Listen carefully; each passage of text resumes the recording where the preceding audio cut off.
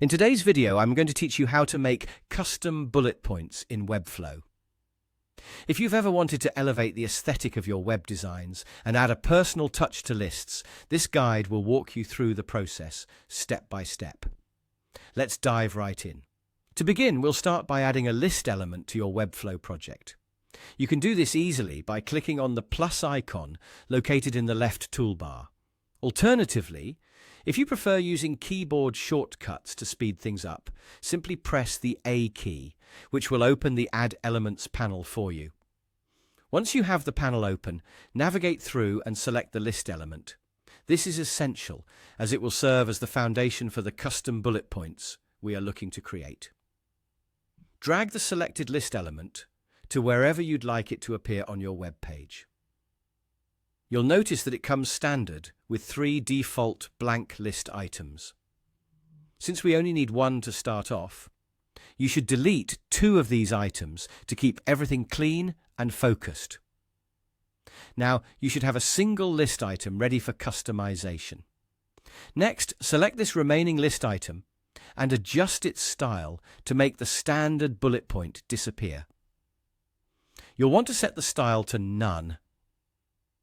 This removes any default bullet point that might otherwise appear and will set up the stage for us to introduce our custom design. Now that the default bullet point is out of the way, we can proceed to add a custom bullet point. Click on the list item again and introduce a background image. This image will serve as your new personalized bullet point. To ensure it aligns with your text correctly, set its position to middle left. This alignment ensures that the bullet point is neatly beside the text, maintaining a clean look. Next, adjust the width and height of the image to match the size of your text.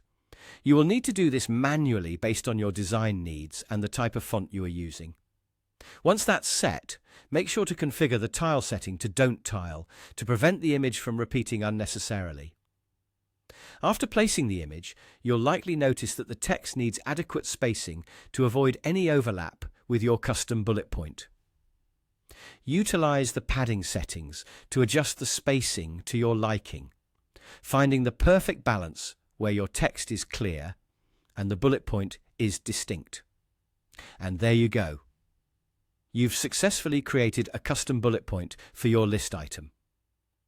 To replicate this design across other items, simply copy that styled list item multiple times. This allows you to expand your list while maintaining a cohesive and attractive appearance with your custom bullet points.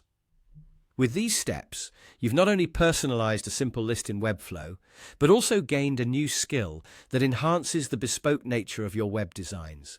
Keep experimenting, and you'll continue to discover creative ways to make your web projects truly unique and engaging.